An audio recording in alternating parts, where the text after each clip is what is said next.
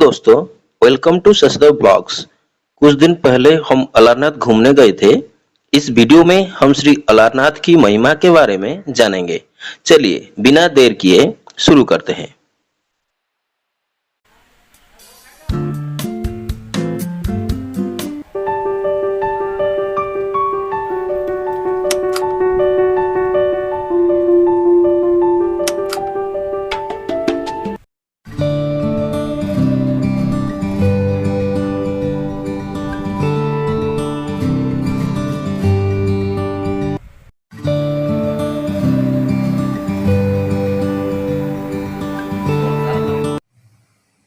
जय जगन्नाथ, जय अलारनाथ। आज प्रभु श्री अलारनाथ के बारे में मैं आपको बताऊंगा। मैं हूँ श्री अलारनाथ महाप्रभु का एक छोटा सा सेवक, छोटा सा दास, छोटा सा भक्त। बचपन से भगवान का सेवा करते आ रहा हूँ और भगवान के बारे में आपको बताना जा रहा हूँ। मेरा नाम श्री प्रशांत सुवार है।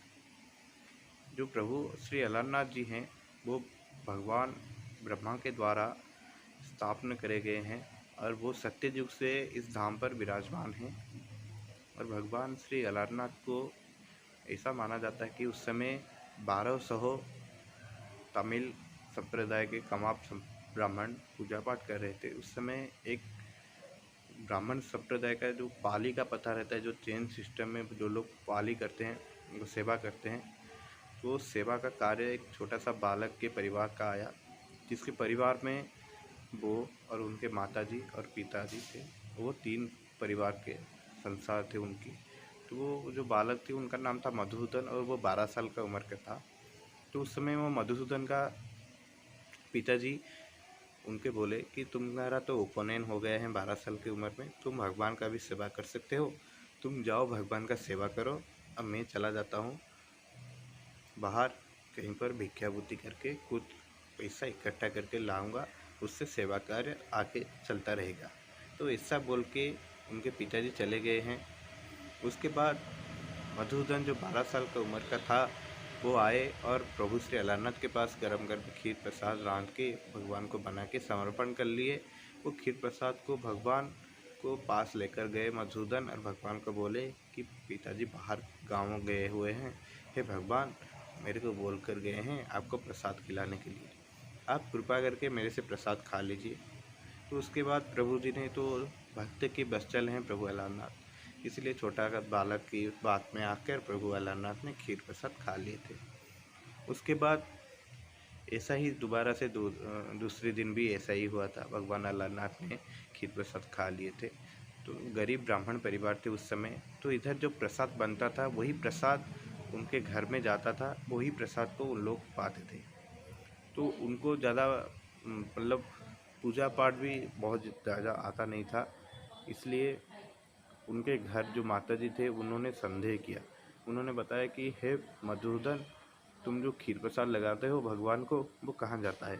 ना भगवान खा लेते हैं माताजी।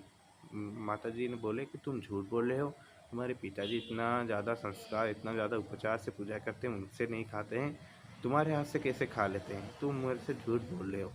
तो ऐसा बोल के माताजी 2 दिन से भूखा रहते थे, क्योंकि 2 दिन प्रसाद घर में नहीं आता था। उसके बाद तीसरे दिन जो उनके स्वामी अथवा मधुसूदन के पिताजी जब उनके घर आए वापस, तो देखा कि उनके परिवार में उनके स्त्री 2 दिन से भूखा है। तो उन्होंने मधुसूदन को बहुत डांटा और बताया कि तुम ऐसा क्यों करे हो। मधुसूदन ने बताया कि हे पिताजी, प्रभु तो भगवान अलारनाथ तो खीर प्रसाद खा लेते हैं 2 दिन से मेरे हाथ से। पिताजी बहुत ज़्यादा गुस्से में आ गए और गुस्से में आकर बोले कि मैं इतना ज़्यादा उपचार, इतना ज़्यादा शुद्धि से भगवान को पूजा करती हूँ, मेरे से कभी प्रसाद नहीं खाते हैं, तुम्हारे से कैसे खा लेते हैं? तो ऐसा बोल के उन्होंने मधुसूदन को बहुत डांटा और बताया कि तुम कल सुबह तुम्हारा परीक्षा होगा, तुम चलो हमारे साथ, कल सुबह तुम्हारे हाथ से कैसे भगवान खा लेते हैं हम देखेंगे। तो ऐसा बोल के उनके साथ चलने लगे। उसके बाद जैसे कि मधुसूदन खीर प्रसाद बना के भगवान के पास लेकर आया और बताया कि हे प्रभु, आपने 2 दिन से खीर प्रसाद खा लेते थे, आज मेरा परीक्षा के दिन है, आज मेरे हाथों से खीर प्रसाद खा लीजिए। तो भगवान छोटे बच्चे के हाथ से खीर प्रसाद खा लेते हैं। उसके बाद उन्होंने मधुसूदन जब बताया कि भगवान अलारनाथ आप खीर प्रसाद खा लीजिए, भगवान अलारनाथ गरम गरम खीर प्रसाद खा रहे थे। उस समय उनके पिताजी दरवाज़ा के बाहर खड़े थे, तो दरवाज़ा के तुरंत ही जैसे भगवान खीर प्रसाद खाने लगे, तुरंत ही दरवाजे को खोल दिया, भगवान के चक्र वाला हाथ को पकड़ लिया। तो खीर प्रसाद गर्म था, इसलिए भगवान का जो चक्रधारी हाथ है, जिस हाथ से चक्र पकड़े हैं भगवान अलारनाथ ने, उसी हाथ जल गया है।